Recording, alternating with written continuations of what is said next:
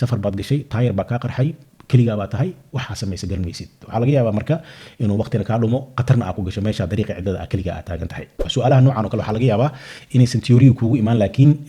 lang shoring oo kale markaa leedahay macalinkaaga inuu ku weydiiyaa laga yaabaa uu ku yidhahdo okay safar dheer baan gelinaa maxaa habboon oo loo baahan yahay inaan diyaarsano.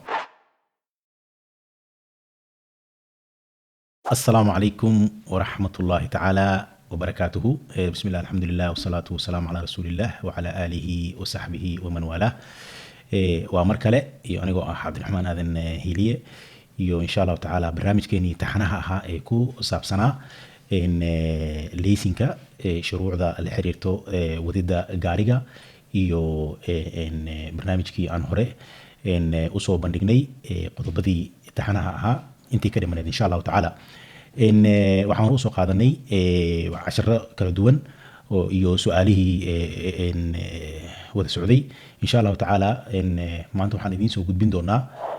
darsi la xiriiro haddii ilaahay idmo mas-uuliyadda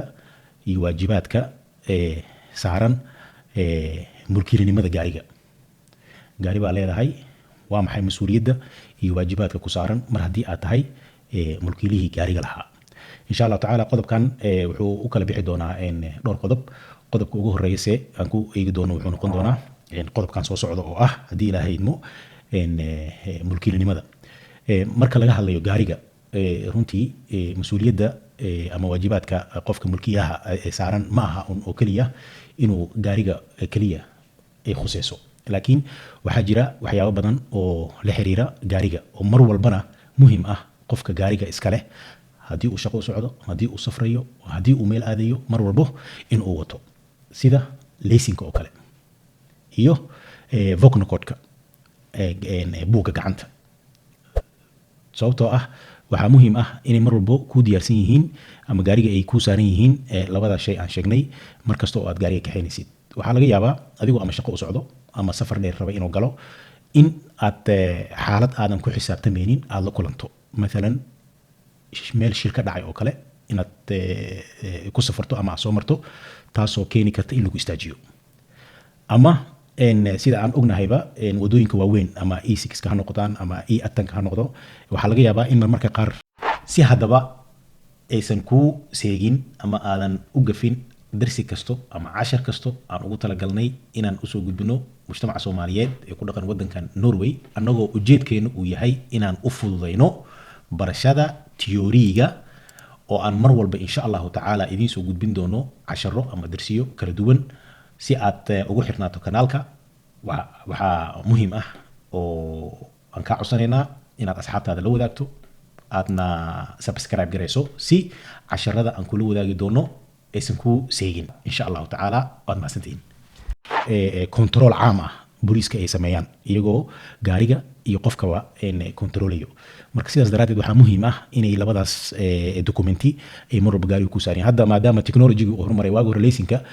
jeebka lagu wadan jiray, laakiin haddeertaan mobilka ayaa lagu qaadan karaa oo inta appka la soo dejisto oo haddii lagu weydiiyo aad tusi kartid. marmarka qaar waxaa laga yaabaa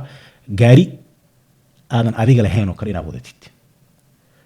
vocnocodka ama gaariga gacanta buugga gacanta ee gaariga ku saaran inuu ku qoran yahay qof kale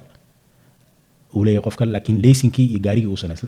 uusan islahayn. taa marka wax dhibaataa ma laha. gaariga waa qof baad ka soo amaahan kartaa, ama waalidka ha noqdo ama walaalka ha noqdo ama xaaskaaga ha noqoto, gaariga qof kale ayaa lahaan karo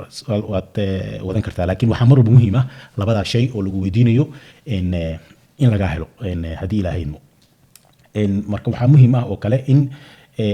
gaariga markaa kaxaynaysid oo kale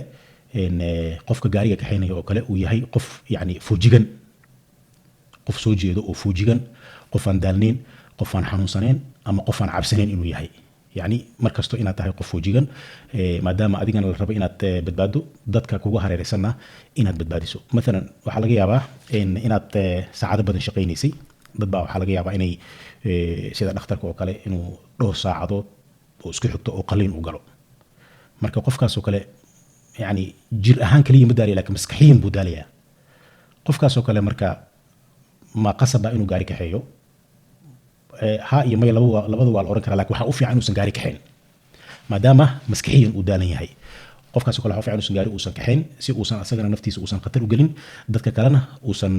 khatar u gelin iyo waxa kaloo iyadana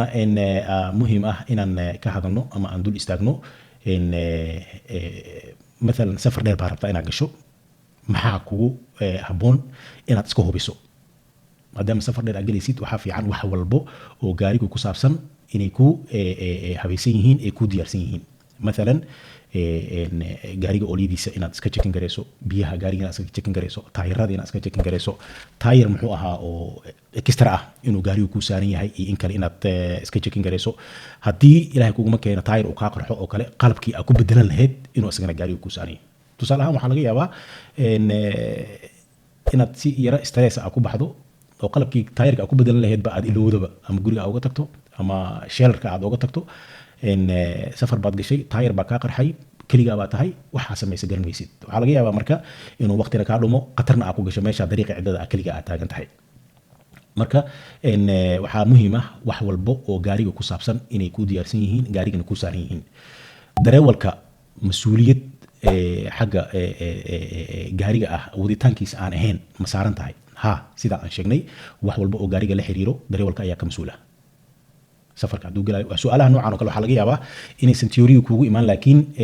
lang shorinka oo kale markaa leedahay macalinkaaga inuu ku weydiiyaa laga yaabaa uu ku yidhahdo okay safar dheer baan gelaynaa maxaa habboon